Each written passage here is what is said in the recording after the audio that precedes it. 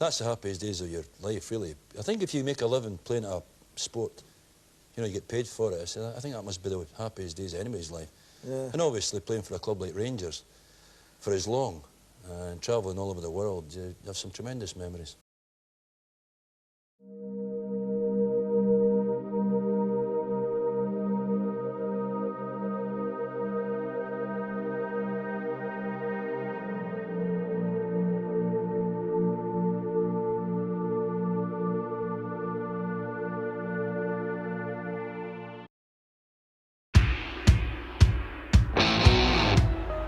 Greig is taking it.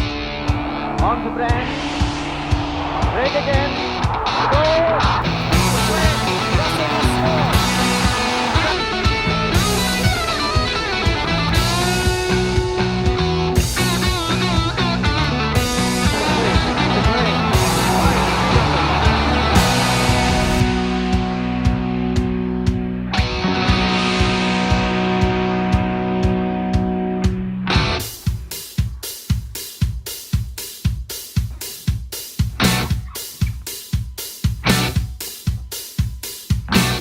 The Rangers scout had taken the trouble to go and look at my brothers and sisters and see what height they were. And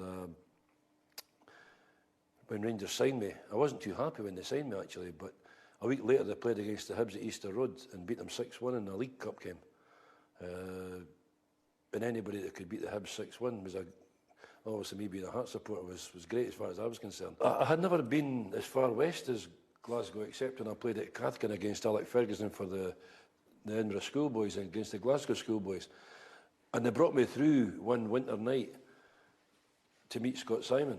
And when the car stopped outside the stadium, and I got out and looked up, and somebody says to me, this is it. I mean, I'd never seen anything like that in my life before.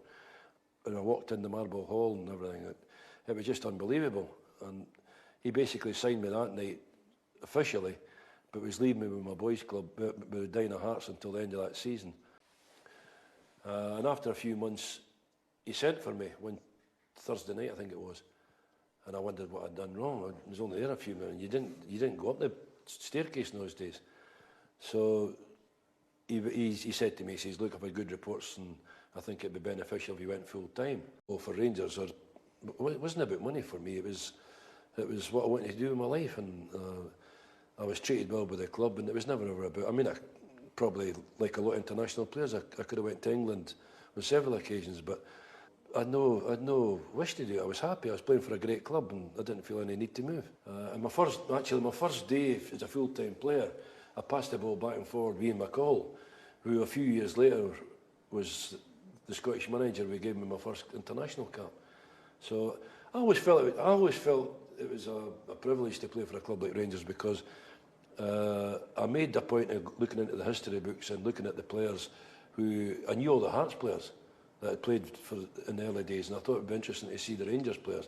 And I read up about Willie Waddle and Alan Morton and guys like that. Bob McPhail. Bob McPhail was in charge of the second team in those days. So it was steeped in history, and it was some great household names that I was following. I learnt most from Jimmy Miller and Alfie Brand, because I had, again, the tremendous advantage over a lot of young players that I travelled every day in the train with them. So, travelled every day in the train and Billy Stevenson as well at the beginning of the time. And we travelled through every morning on the 8:30 train.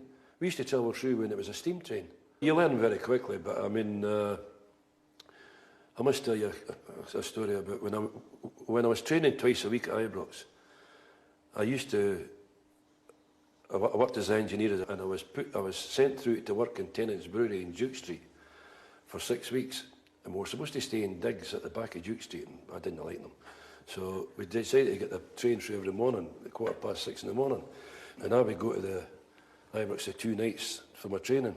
Scott Simon used to come up to me one day and he says, as from tomorrow, you'll captain the team. And he'd always said to me, when he gave me the £10, that he would look after me, and he did. I think when they made me captain, particularly in line with the captains that had been in the club previous to me, captain of Scotland, beating England at Wembley after they won the World Cup, You're saying about winning the Cup Winners' Cup in Barcelona. One of the worst times was captaining the team in Nuremberg in '67 when we lost to Bayern Munich after extra time. So I think Barcelona was more of a celebration, as far as I was concerned, for the players, supporters and the club, because that was our third final as a club. It was the second final some of us had played in, and I think our supporters were due something like that. 11 players won that game that night, not me. And I always felt that I got a lot of publicity because of my beard and all the rest of it, and, the game. And I always felt that because of the antics of the police after the game, the rest of the players never got the recognition they deserved for that. They never probably got the personal enjoyment out of it, because I went away to a room smaller than this and got the cup. So it was very nice actually to walk up onto the park that night there in Barcelona with the rest of the guys, and there was quite a few supporters in the stadium, and it let the guys. It wasn't the same as '72, but at least it was a little bit for them, and I was pleased for them, and they thoroughly enjoyed it. You know, they thoroughly enjoyed the occasion. The humbling thing for me was that, as I said earlier in this interview, there was guys in this club like, just to name a few, George Young, Bob McPhail, Davy Meiklejohn, Alan Morton, Willie Waddell, you know, Jim Baxter. You could go through a load of people who were all magnificent names in the history of this club. And I think, personally, to take one out, make it and individualise is wrong. I've always said that. But when they picked me to represent that what they were calling it, how do you get a bigger accolade than that?